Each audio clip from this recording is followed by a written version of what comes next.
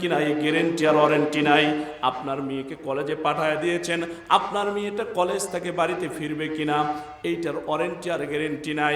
আমার প্রিয় ভাইয়েরা, বাংলার জমিনে মানুষের জীবনের বর্তমান নিরাপত্তা নাই। এই জন্য বলবো, যেই সমাজে কোরআনের বিধান চালু আছে ওই সমাজে মানুষের নিরাপত্তা আছে, ওই সমাজে মানুষ অনাহারে থাকবে না, ওই সমাজে মানুষ অশান্তিতে থাকবে না, ওই সমাজের মানুষেরা শান্তিতে বসবাস করবে। ছোট্ট একটা কথা আপনাদেরকে বলেই আমি আমার আয়াতের দিকে চলে যাব। আল্লাহর নবী আখিরি জামানার পয়গম্বর মুহাম্মদুর রাসূলুল্লাহ সাল্লাল্লাহু আলাইহি ওয়াসাল্লাম দুনিয়া থেকে যখন বিদায় হয়ে চলে গেলেন, আল্লাহর নবী ইন্তেকালের পর মদিনার রাষ্ট্রের প্রধান রাষ্ট্রপতি হলেন হযরতে আবু বকর সিদ্দিক রাদিয়াল্লাহু তাআলা আনহু। হযরতে আবু বকর সিদ্দিক রাদিয়াল্লাহু তাআলা আনহু মদিনার রাষ্ট্রের প্রধান রাষ্ট্রপতি। সেই মদিনার রাষ্ট্রের প্রধান বিচারপতি হলেন হযরতে ওমর ফারুক রাদিয়াল্লাহু তাআলা আনহু। হযরত ওমর বিচারালয়ে বসে আছেন, বিচার বিভাগে হযরত ওমর বসে আছেন। একদিন যায়, 2 দিন যায়, 7 দিন যায়, কোনো মানুষ বিচার নিয়ে আসে না। 1 নয় 2 নয়, 1টি বছর হয়ে গেছে হযরতে ওমরের কোর্টে কেউ বিচার নিয়ে আসে না। হযরত ওমর চিন্তা করলেন, এই মদিনার রাষ্ট্রের আমি হলাম প্রধান বিচারপতি, 1 বছর মদিনা রাষ্ট্রের বেতন ভাতা খাই আমি রাষ্ট্রের করতেছি খামাকা ক্ষতি, আমি এই রাষ্ট্রের দায়িত্ব থেকে অব্যাহতি নিতে চাই। এই চিন্তা করতে করতে হাঁটি হাঁটি পা পা করে হযরতে আবু বকরের বাড়ির দিকে চলে গেলেন। হযরতে আবু বকর রাদিয়াল্লাহু তাআলা সেই সময় মদিনা রাষ্ট্রের প্রধান রাষ্ট্রপতি, তার কাছে যায় ডাকতে বলেন, ওগো খলিফাতুল মুসলিমিন, ওগো মদিনার রাষ্ট্রের প্রধান রাষ্ট্রপতি, আমি হলাম আপনার দেশের প্রধান বিচারপতি, আমি চাকরি থেকে অব্যাহতি চাই, আমি চাকরি থেকে অবসরে যাইতে চাই, আমি চাকরি থেকে অব্যাহতি চাই, আমাকে চাকরি থেকে অব্যাহতি দেন। হযরতে আবু বকর ডাক দিয়ে বলেন, ওগো মদিনার রাষ্ট্রের প্রধান বিচারপতি, আপনি চাকরি থেকে কেন অব্যাহতি চান, চাকরি কেন ছেড়ে দিতে চান? মানুষ চাকরি বাংলার জমিনে এখন বর্তমান আমার জয়পুরহাট জেলায় পিয়নের চাকরি নেই 10 লক্ষ 12 লক্ষ টাকা ঘুষ দিয়ে। বগুড়ায় নাই ঘুষ, বগুড়াই নাই, কারণ বগুড়া তো তারেক জিয়ার এলাকা, এই জন্য ঘুষ নাই। কিরে ভাই কথা বলেন না কেন? বগুড়ায় ঘুষ নাই? আছে আছে। আমার প্রিয় ভাইয়েরা, এখন চাকরিকে মনে করে সোনার হরিণ। আপনারা মনে না করলেও যার ঘরে মেয়ে আছে, যার ঘরে কন্যা আছে, ওই কন্যার মা মনে করে যে সরকারি চাকরি, জামাই ছাড়া মেয়েকে তুলে দিলে মেয়ে শান্তিতে থাকবে। কিন্তু বাস্তবে তাকায় দেখেন, সরকারি চাকরিজীবীরা যতটুকু শান্তিতে রেখেছে তার চাইতে একটা কন্যাকে টুপিওয়ালা দাড়িওয়ালা জুব্বাওয়ালা নিয়ে যায় তার চাইতে বেশি সুখে রেখেছে। কথা বলেন ঠিক না ব্যাঠি? আমার প্রিয় ভাইয়েরা, আজকে সুদখোর আর ঘুষখোর তাদের হাতে কন্যা তুলে দেওয়ার জন্য ব্যস্ত যে সরকারি চাকরি করে। এই সরকারি চাকরি যারা করে তাদের হাতে মেয়ে দেওয়ার জন্য ব্যস্ত। এজন্য বাংলার জমিনে এখন ডিভোর্সের সংখ্যাও বেড়ে গিয়েছে। কয়টা ইমাম সাহেব, কয় মসজিদের ইমামেরা স্ত্রীকে তালাক দিয়েছে দেখান, হিসাব মিলান। আজকে ব্যস্ত হয়েছেন সোনার হরিণ ধরার জন্য। সরকারি চাকরিজীবী ছাড়া মেয়ের মার কাছে তো বলাই যায় না। আমার প্রিয় ভাইরা, আল্লাহ সবাইকে বুঝদান করুক, সকলে বলুন আমিন। সম্মানিত ভাইরা আমার, হযরতে আবু বকর সিদ্দিক রাদিয়াল্লাহু তাআলা আনহু মদিনা রাষ্ট্রের প্রধান রাষ্ট্রপতি ডাক দিয়ে বলেন, ওগো আমার রাষ্ট্রের প্রধান বিচারপতি, আপনি চাকরি থেকে অব্যাহতি চান কেন? আপনি চাকরি ছেড়ে দিতে চাচ্ছেন কেন? কারণটা কি আপনি কি ভেবে দেখেছেন? আমার প্রিয় ভাইরা, মদিনা রাষ্ট্রের প্রধান বিচারপতি হযরতে ওমর ফারুক রাদিয়াল্লাহু তাআলা আনহু ডাক দিয়ে বলতেছেন, আমি চাকরি থেকে এই কারণে অব্যাহতি দিতে চাই, আমি 1টি বছর এই রাষ্ট্রের বিচার বিভাগের দায়িত্ব পালন করেছি, 1 বছরে একটা মানুষও আমার কাছে কোনো মামলা করে নাই। কারণটা হলো এই মদিনায় চলে আল্লাহর কোরআনের বিধান। মদিনার বিধানটা আল্লাহর কোরআন দিয়ে চলে। এই কারণে মদিনার মানুষেরা কেউ মারামারি করে না, কেউ কারোর সঙ্গে হাঙ্গামা করে না, দাঙ্গামা করে না। এই কারণে ওমরের কোর্টে কেউ করে না কোনো মামলা। যেই সমাজে, যেই রাষ্ট্রে আল্লাহর কোরআন যে রাষ্ট্র পরিচালনা হবে, ওই সমাজের মানুষেরা শান্তিতে বসবাস করবে।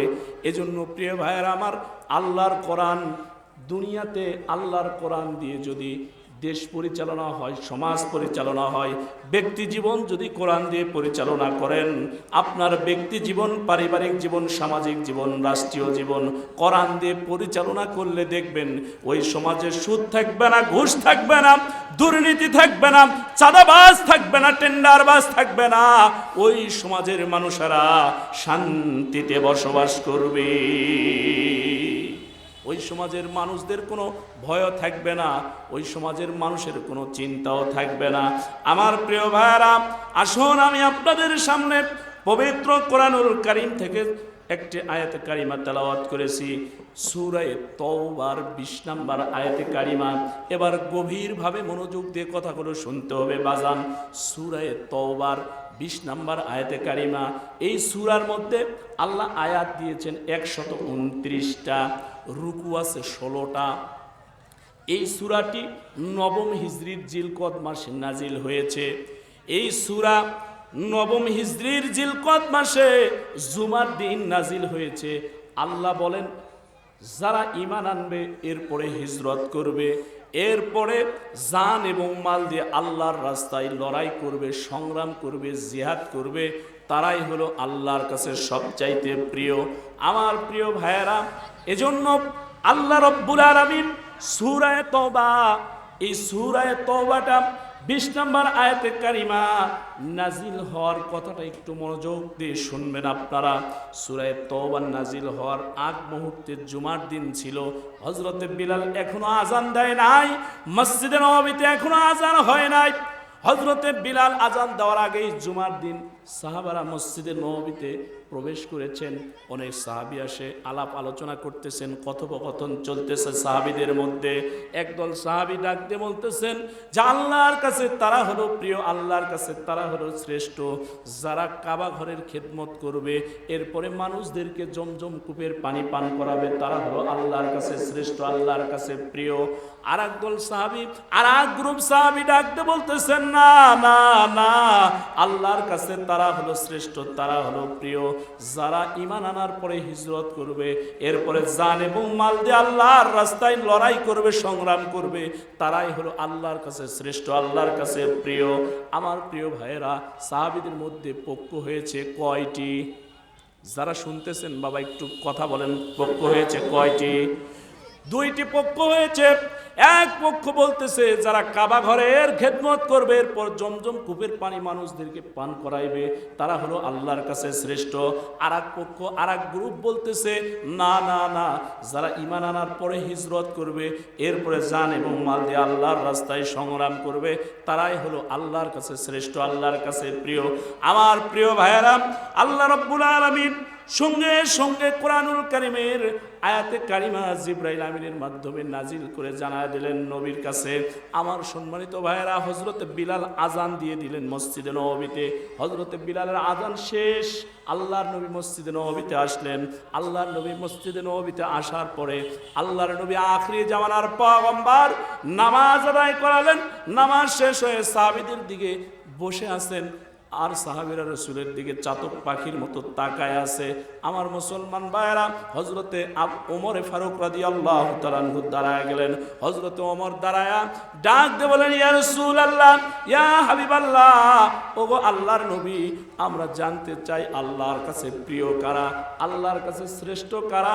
আল্লাহর নবীর কাছে যখন জানতে চেয়েছে, সমস্ত সাহাবীরা চুপচাপ বসে আছে, চাতক পাখির মতো তাকায় আছে নবীর দিকে। আল্লাহর নবী কোনো কথা বলেন না, নবীজি চুপ করে বসে আছেন। কেন বলেন না? আল্লাহ তাআলার পক্ষ থেকে জিবরাইল আমিন এসে যতক্ষণ না বলার হুকুম দেন, ততক্ষণ নবীজি কোনো কথা বলেন না।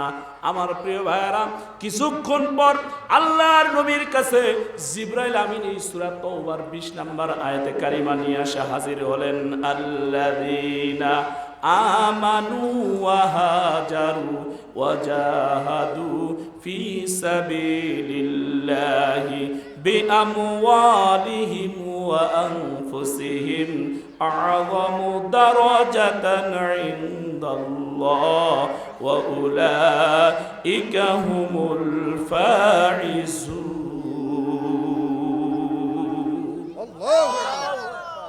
জিবরাইল আমিন নবীজির কানে কানে এসে ডাক দিয়ে বলেন, নবী গো, আপনি মানুষদেরকে জানা দিবেন, আপনি মানুষদেরকে জানিয়ে দিবেন আল্লাহর কাছে শ্রেষ্ঠ হলো তারা, আল্লাহর কাছে প্রিয় হলো তারা যারা ঈমান আনার পরে হিজরত করবে, এরপরে জান এবং মাল দিয়ে আল্লাহর রাস্তায় সংগ্রাম করবে, লড়াই করবে, জিহাদ করবে, তারাই হলো আল্লাহর কাছে শ্রেষ্ঠ, আল্লাহর কাছে প্রিয়। জোরে কোন আল্লাহু আকবার। আমার মুসলমান ভাইরা, তাহলে আমরা কি বুঝলাম?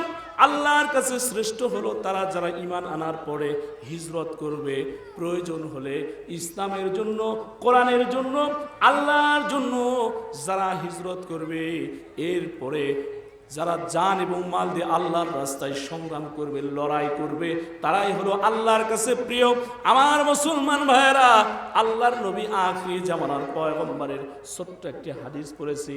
আন জাবির রাদিয়াল্লাহু তাআলা আনহু, আল্লাহর নবীর সাহাবী হযরত জাবির থেকে হাদিস খানা বর্ণিত। আল্লাহর নবীর কাছে এসে জিজ্ঞাসা করলেন, কুলতু ইয়া রাসূলুল্লাহ সাল্লাল্লাহু আলাইহি ওয়াসাল্লাম, নবী গো, ইসলামের মধ্যে সবচাইতে ভালো কাজ কোনটি? আল্লাহর নবী সঙ্গে সঙ্গে বললেন, ডাক দে, কলা আল ঈমানু বিল্লাহ ওয়াল জিহাদু ফি সাবিলিল্লাহ। জোরে কোন আল্লাহু আকবার। নবীজি বললেন, ইসলামের মধ্যে দুইটি কাজ হলো উত্তম।